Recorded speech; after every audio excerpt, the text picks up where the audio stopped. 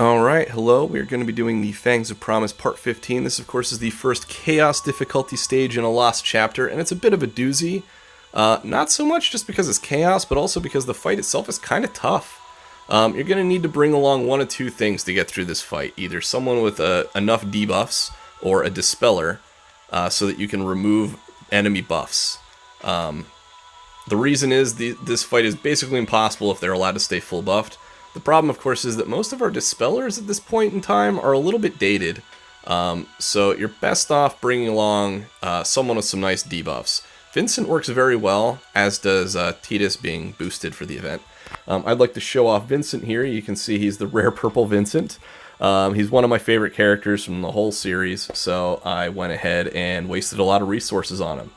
The rest of my team is going to be Warrior of Light and Sherlotta, and I'll be bringing along a friend Cloud. He's really there to clear out the trash waves and the worm for me. Other than that, let's get right into it, and I'll give you a play-by-play. Alright, so Vincent is almost certainly going to go first. He's the fastest character there is, and that means I can immediately swap in Cloud and use a Meteor Rain. The goal here is just kill these guys as fast as possible. Bringing in Cloud this early means I can do so by burning a whole lot of skills on him, which I would not want to do with Vincent.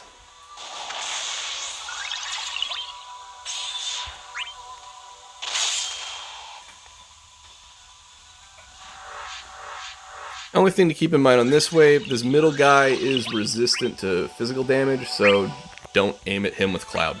That's really all there is to it.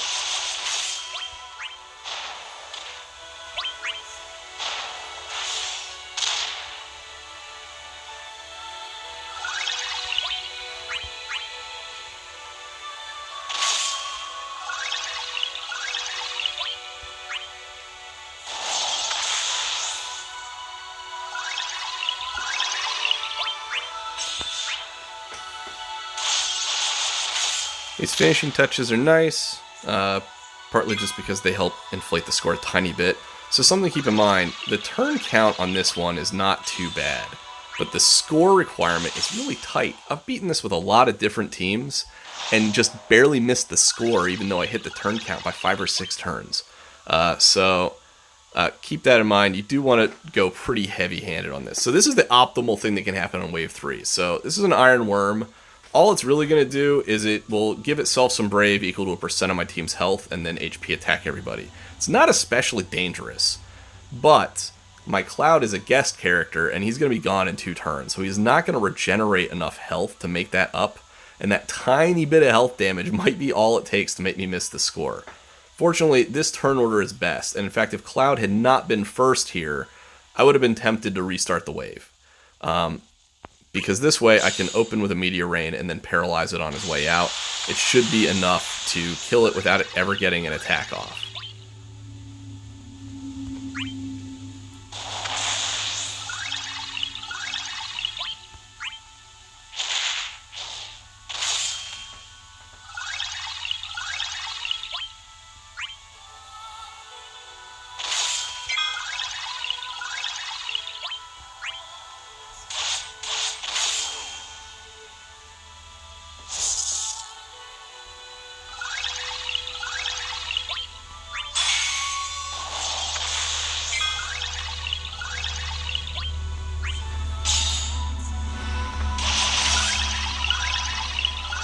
Alright, and Vincent should just pop right back in long enough to do an HP attack and kill it. Alright, so this wave right before the boss could potentially derail a run. They can apply Virus as a debuff, which makes it so you can't reapply your buffs.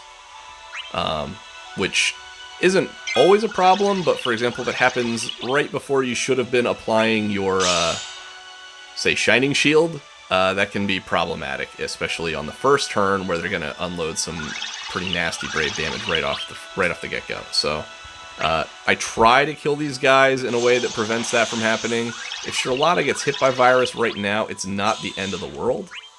And that is simply because she is already in a position where that shouldn't... She already has her buffs up. It should be fine.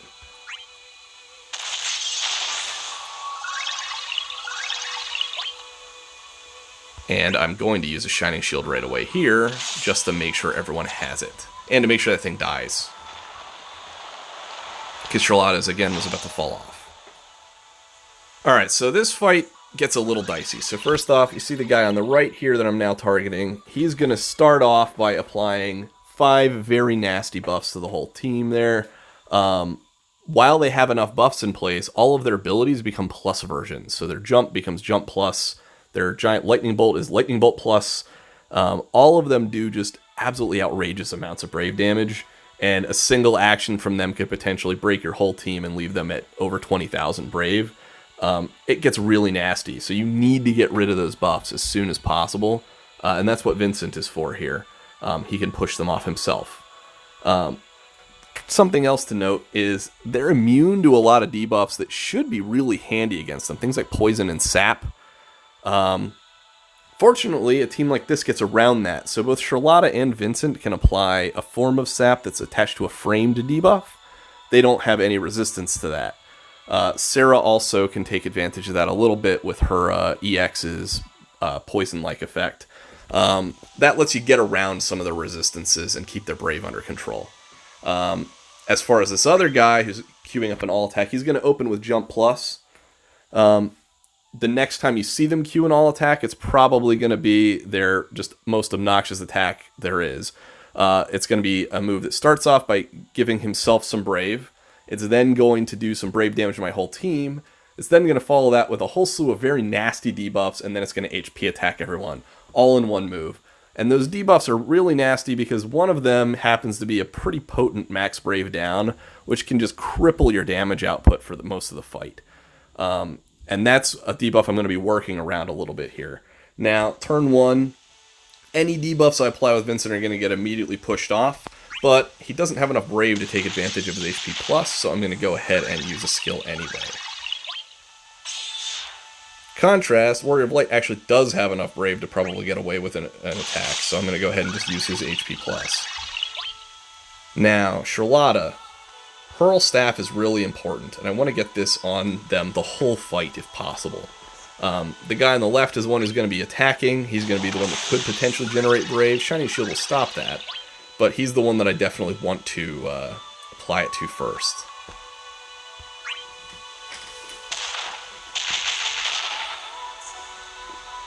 So as you can see, he's going to push my debuffs off, and they have about 1,000 buffs. And then you can see Jump Plus. That's how much shield I have left. Not very much. Alright, now Vincent. This ability is really nice. It's going to add 2 turn duration to my debuffs. It does also give your whole team some overflow, but he's so fast that that effect is gone before you get much benefit out of it. However, it does allow me to save a lot of ability uses, because it's going to make something like my 2 turn attack down last for twice as long. So I am going to go ahead and pop that, and now immediately start pushing off all of these just obnoxious buffs.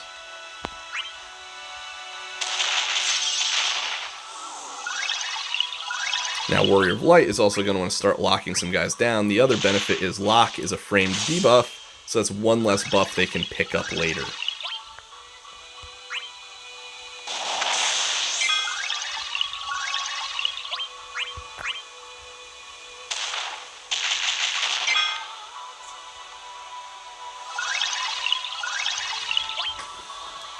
Alright, and Nightmare Shot is of course going to apply the defense down and extra sap effect here. As you can see, it hits pretty respectably hard until the next time they put their debuffs up. Anyway, alright, so as you can see, Vincent's Shining Shield is gone. I'm going to go ahead and use that to reapply. I don't think he's in any danger, but I just like to keep everyone safe in case I just forget to pay attention.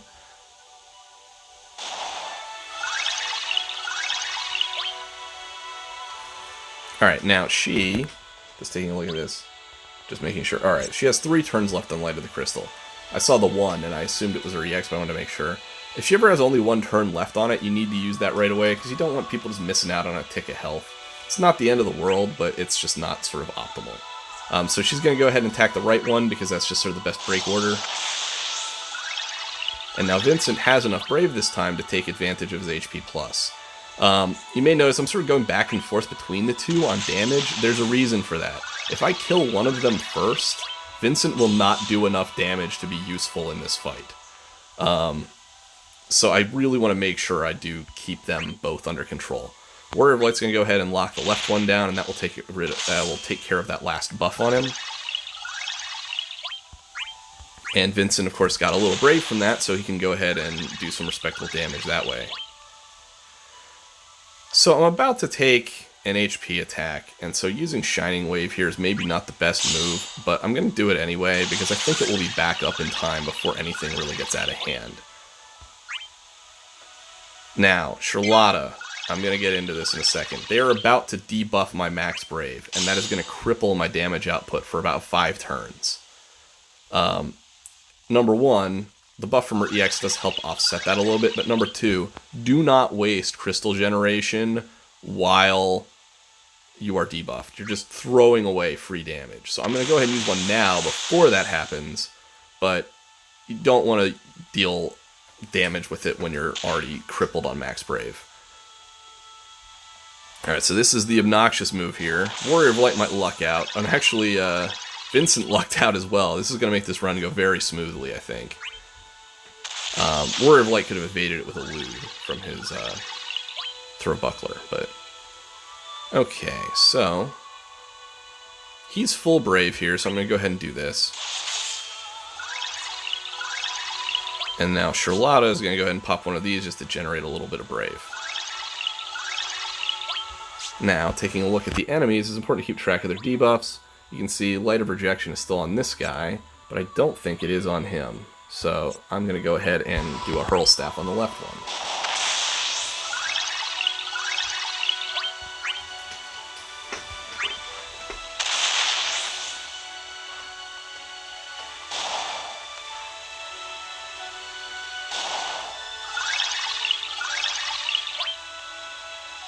Okay, so sometimes it starts getting a little dicey what you want to do. I'm in a position where I can still keep taking advantage of this for some respectable damage, but next turn I'll have to use a skill because Vincent's buffs are going to fall off. And I do want to reapply Shining Shield here to everyone. And then Sherlotta's going to want to throw at the right one this time.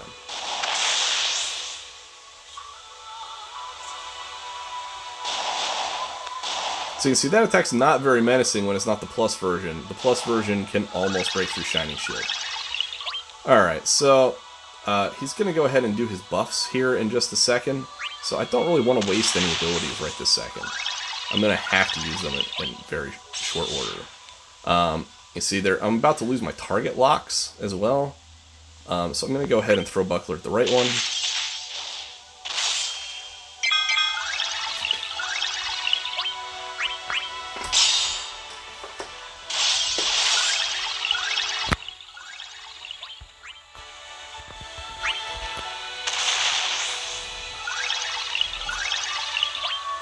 And now, she should be able to push off her own debuffs by burning a bunch of free turns.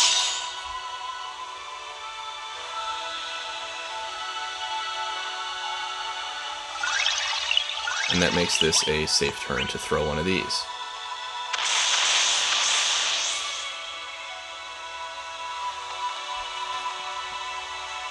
Now, the guy on the right here is about to HP attack with Multi-Skewer. After the second time they buff here, they will always perform this attack in succession. And just don't get broken. Warrior of Light was safe because I had Sap in place and also his Shining Shield. But if you're not using a tank here, just make sure whoever that second character, or whoever the second enemy's aiming at is not going to break, because it will kill you. Just keep that in mind. It's a pretty nasty attack. Alright, so... Now, of course, Vincent needs to start reapplying some debuffs. Now, his EX is ready here, but it's sort of an iffy situation. I really want to use a live wire shot instead. But I also kind of want to summon here. I want to do a lot of stuff all in one turn. I'm going to summon because I think I'm going to take some debuffs again. I'm going to use live wire shot first, though, to make sure that they're weak to thunder, because that's going to massively pump up the damage of Nightmare Shot.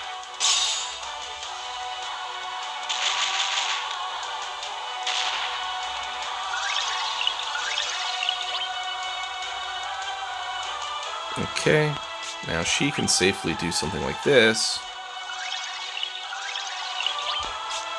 and then get a little more firepower out of crystal generation here.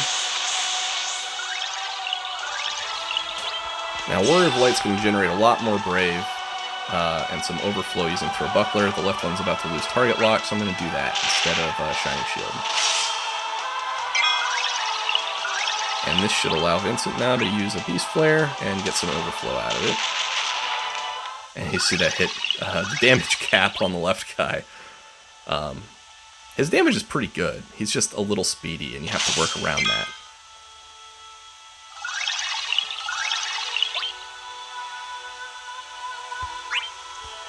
Now she is going to leak some Brave here. I'm still going to use this.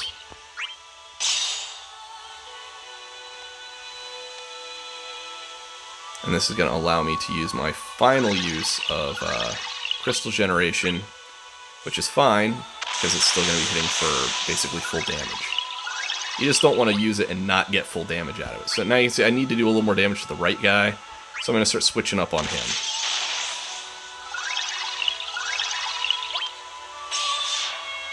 Alright, now Warrior of Light is in a position where I am going to hold his EX for a turn here normally. I'm going to burn it anyhow. It would be optimal to hold on to it. You may notice I also use his extra ability. At this point I want to start blowing stuff up.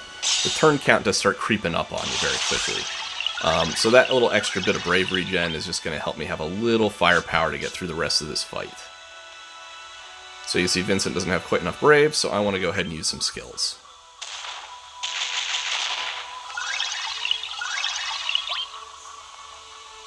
And Sherlotta as well can generate a little extra Brave. I believe the left one doesn't have her debuff, so that's who I'm going to aim at here with the Hurl Staff.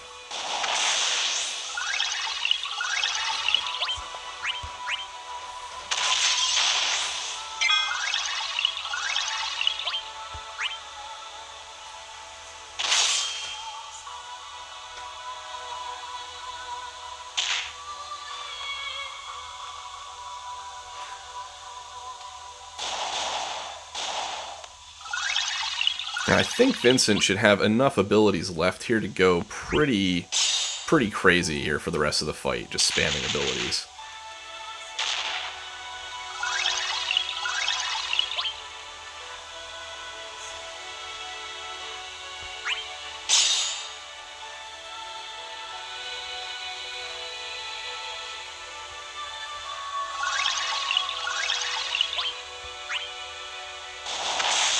Again, she just sort of goes back and forth between the two.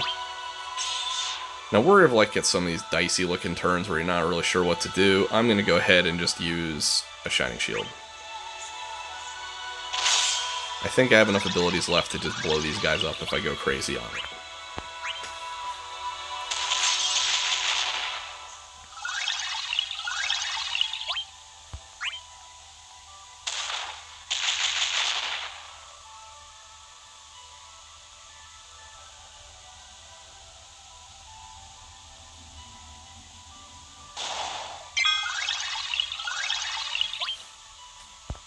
Alright.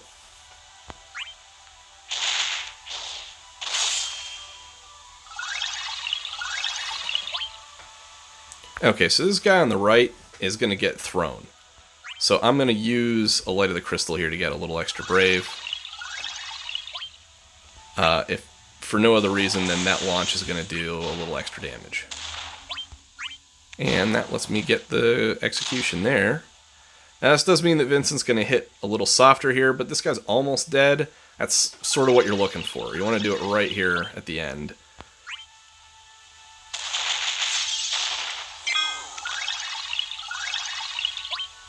And Nightmare Shot should still deal some respectable damage.